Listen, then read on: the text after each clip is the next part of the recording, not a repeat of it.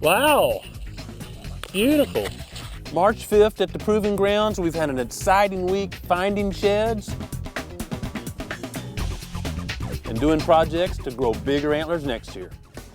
Growing Deer TV is brought to you by Bass Pro Shops, also by Reconics, Trophy Rock, Gallagher, Muddy Outdoors, Eagle Seed, Nikon, Winchester Ammunition, Redneck Hunting Blinds, Dead Downwind, and Antler Dirt.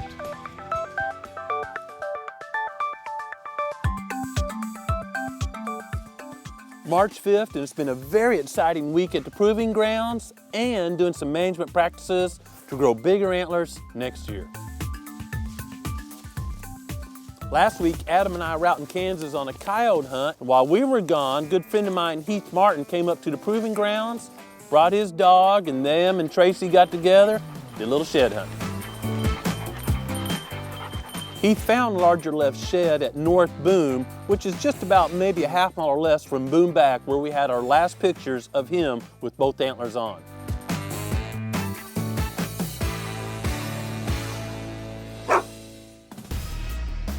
At 3.5, this buck tends to like to run with other bucks. That will probably change as he matures into 4.5 this summer, but we'll find out, and he'll probably move on up to being one of our hit list deer in 2012.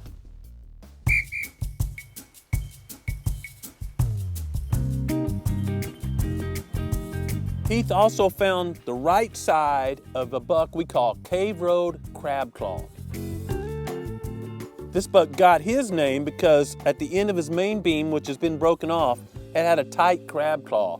Like to see a little bit of fighting going on. That disturbs some people, but it tells me I've got competition in those older age classes, and that means for good hunting. Bucks responding to grunt calls, rattling, and I'll be excited to see him as a 4-year-old during 2012.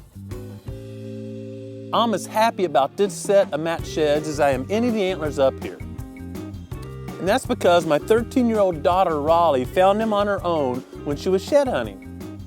Fairly small home range for a 2.5-year-old, but we'll watch him another year, see what he does, and 2 years from now, he'll probably be on the hit list.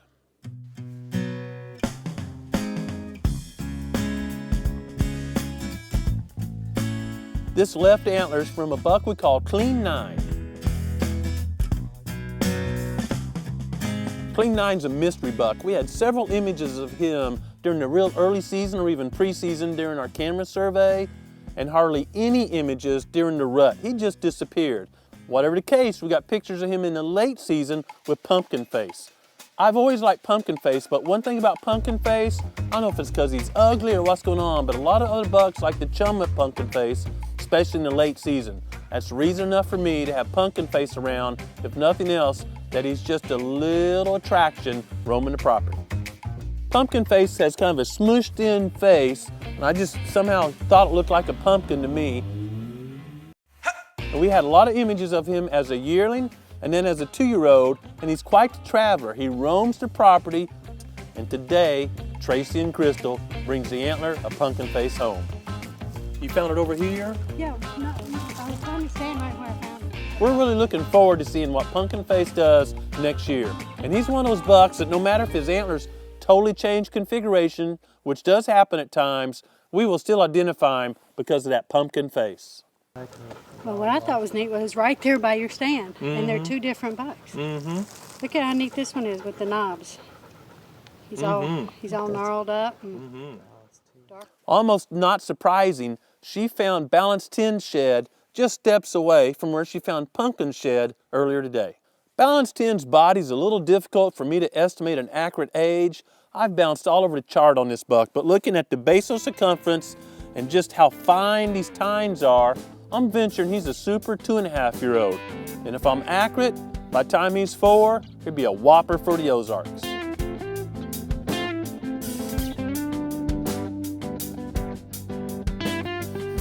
You know, allowing deer to express most of their potential requires 2 things. Allowing them to grow or get older so they can express more of their antler growth potential, and providing them good quality nutrition so they can express more of their potential as they get older.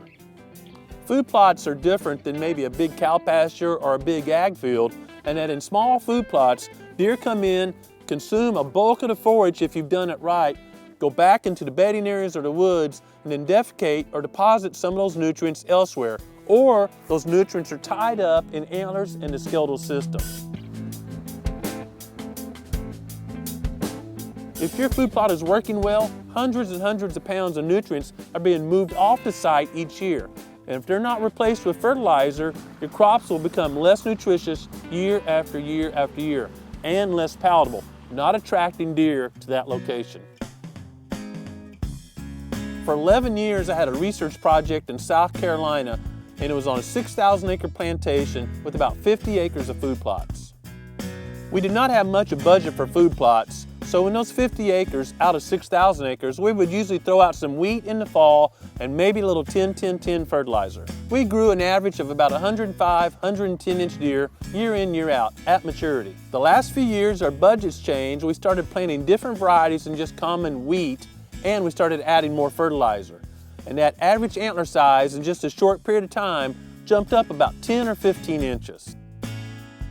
The difference was better nutrition. Just 50 acres out of 6,000 acres made a difference.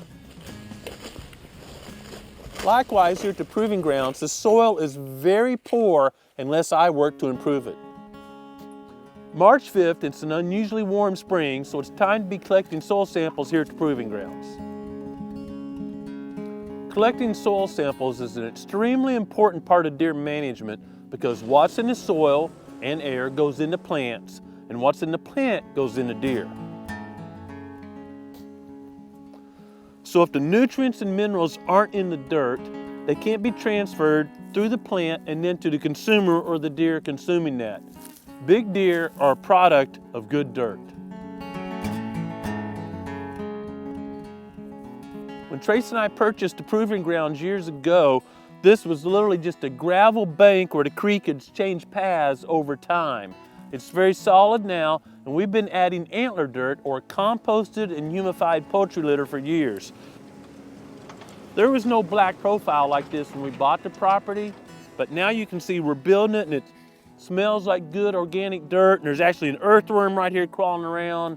That earthworm will contribute up to 20 pounds of nitrogen per acre per year at no cost just by giving him this organic matter as a home. Building good dirt takes time, just like building a good deer herd takes time.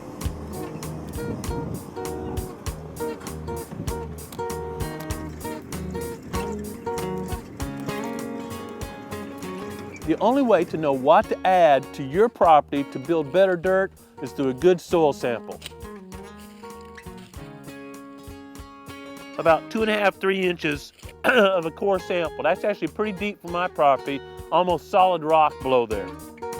We will save these, what's called cores, put them in a bucket, stir them all up, and take a sub-sample of those so we have a sample from the whole field and send that off to the lab. Now that I've collected my sample, made sure I had a good representation, sub-sampled that, and got it in a bag, I'm ready to seal it up and go to the next plot.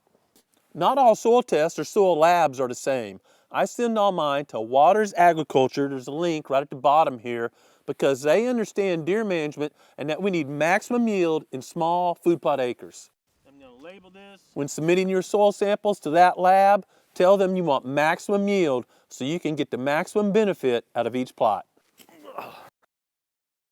Looks like Iowa, just shallower.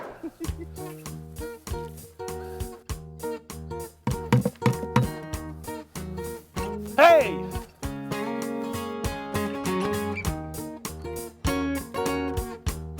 We found this shed from a buck we call Bean Flipper, just over my left shoulder there, about 100 yards, right in front of that cedar tree. Little bed area, looked like he'd been bedded down there. Just clearly a great find of a buck we knew. Love finding antlers from buck we know. And the second reason is you don't want to drive over that thing with your tractor tire or you won't like deer quite as well. With all of that said, and even more reasons I didn't talk about, it's critical to take soil tests every year. Make sure each acre you have in food plots is at maximum production, makes them taste better and more yield, which will end up in healthier deer and better hunting experiences. There's still plenty of antlers on the ground throughout most of the whitetails range. I hope you get to get out this week, look for some sheds or listen for turkeys, and enjoy creation. Thanks for watching GrowingDeer.tv.